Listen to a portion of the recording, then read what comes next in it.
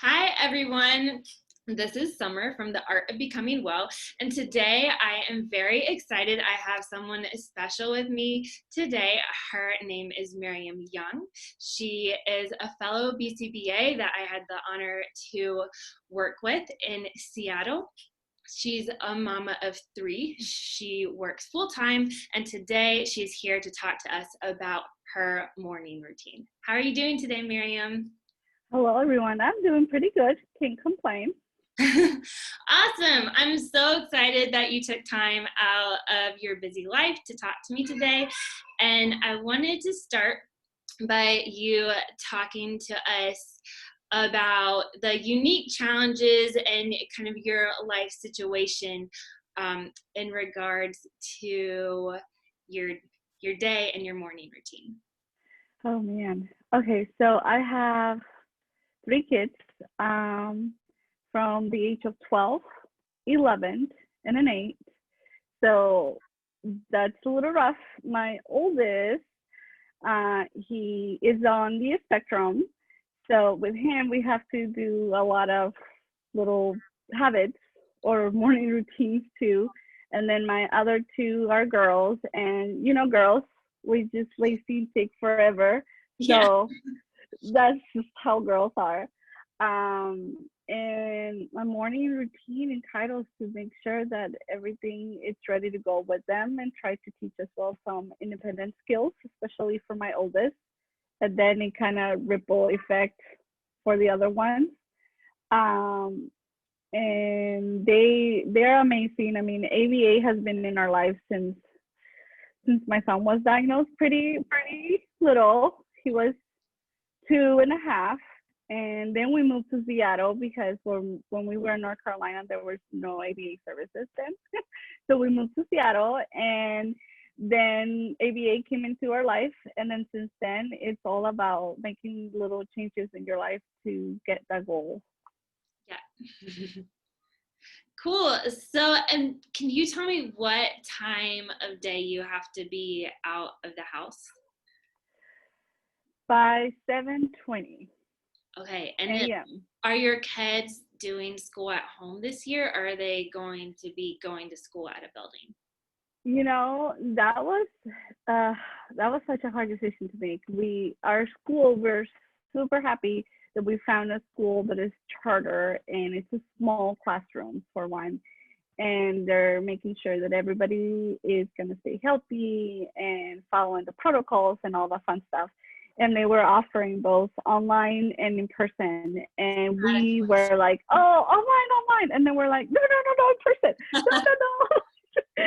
And then finally, in the last day to either make up our minds, we decided that they're gonna go in person, which means Right. that my schedule in the morning is going to be completely swapped. I've been working on just getting ready for this Monday because first, my biggest barriers is myself. I am not a morning person. So I the day am not starts a this Monday. Yes. Wow. So I had to make 3 weeks I've been working to get to this goal. Good. Because I'm not a morning person. I am grouchy as you can be. I need my Same. space. I need my routine before I actually say hello to just the husband. Right. So I have 3 kids, so I have to do all these things before they get up and get going. So it's been challenging, but I think I'm ready. I think I made enough adjustments to be ready for Monday. You can totally do it. Okay, so that's a lot of challenges. Um, can you tell me what your perfect goal routine would look like, and then what your current routine looks like in contrast? Sure.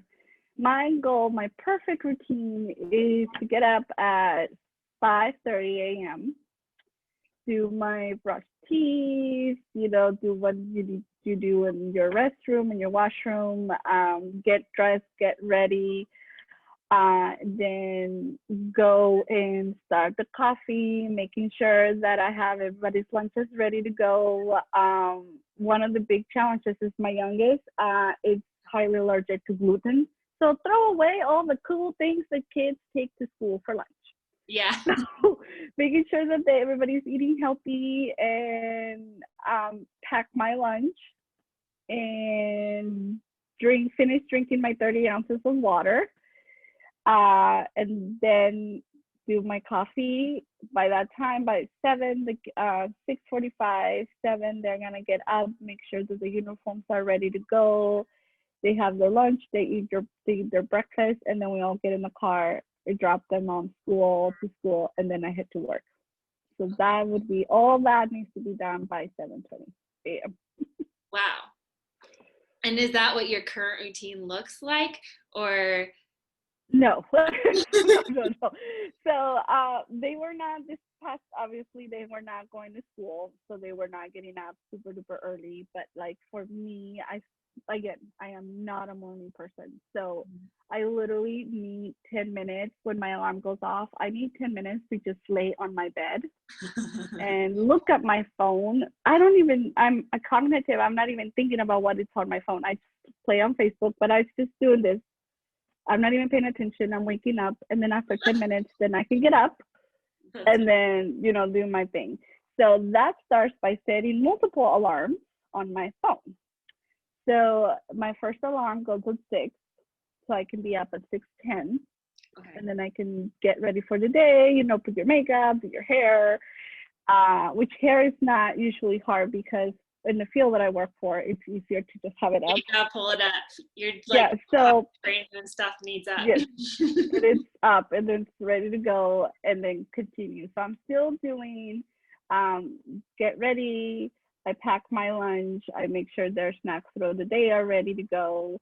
Then I forgot to tell you, I like to look at my day, how my day looks like. So for like the last 10 minutes from like between 7 to 7:10, as I'm drinking my coffee, I sit down and look at my planner because I do like blocks because I have like the activities that my kids need to have throughout them because they're very active.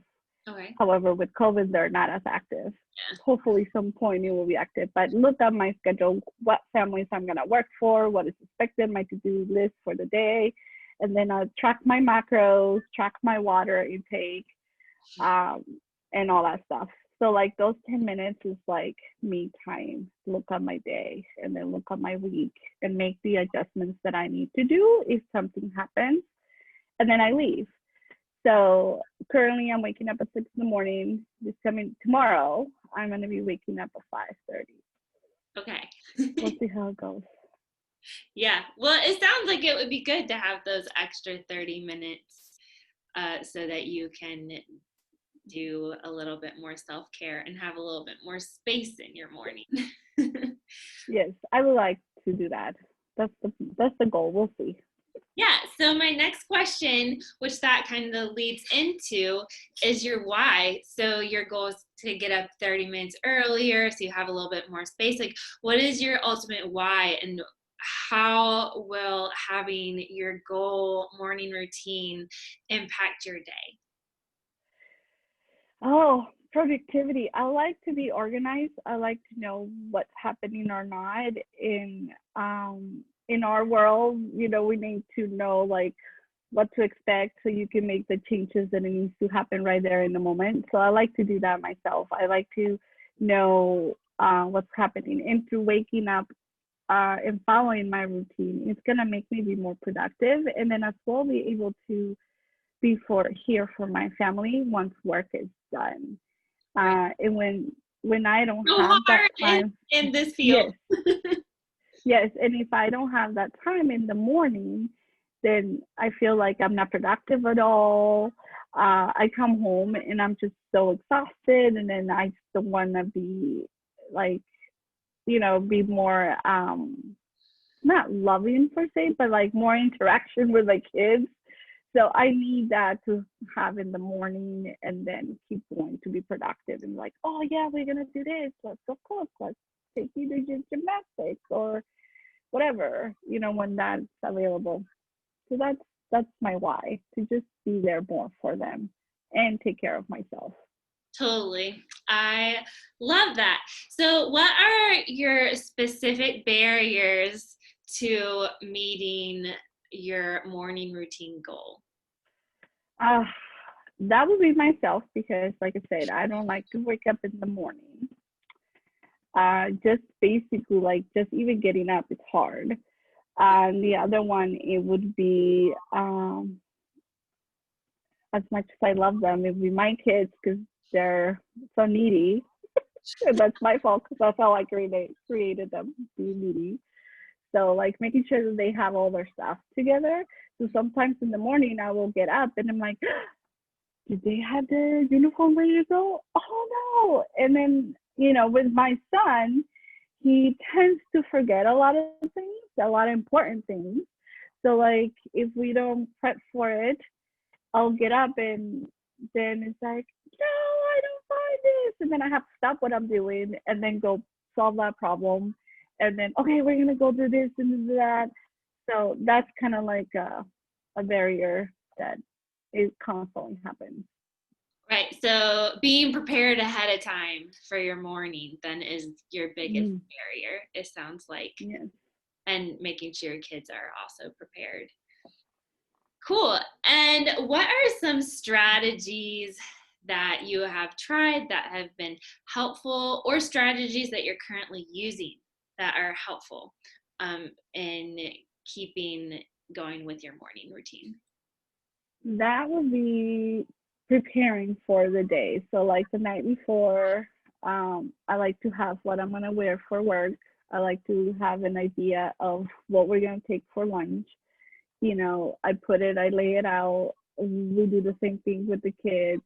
Kind of go over that's the night before. And then in the morning, I have multiple alarms. So remember, I have the 10 minutes that if I don't get up in 10 minutes, it's just I go back to sleep. So I have that. And then everything just prepped layout. Like after I brush my teeth and your mouth hygiene, I have my bottle of water right there. So that way I can start drinking my water. If I do not have my bottle of water by my sink, I am not gonna drink the water. So I'm not gonna be meeting that goal of drinking my 30 ounces of water. So I have to have it with me, and then I can carry it all over. Um, that and then like for example for meals, because like I told you, we need to make sure that for my kids and health wise and all this stuff to have healthy good habits and healthy food. So like making sure that the night before I have a plan of like, okay, this is what's gonna be for school, this is what we're gonna have for dinner. Do I have all the ingredients? Is they ready to go? So the next day we can be successful. So preparing, getting things laid out. If it's something hard, I will not do it in the morning. So Yeah, it needs to be realistic. So, totally. I know myself. If it looks hard, even if I use my timers and have my bottled water, it's just not gonna happen. So I like to have everything very super easy. Where if I'm half asleep, I still can do it and perform it. Yeah, I think that minimizing effort is super important in the mornings, especially if I'm a fellow cranky person. So I think that keeping Mm-hmm. it super easy and simple and doable is key to having a successful morning routine. Um, I have one more question for you, and that is, do you have a plan B? So, like, say your alarm doesn't go off, or one of your kids is having a really rough morning.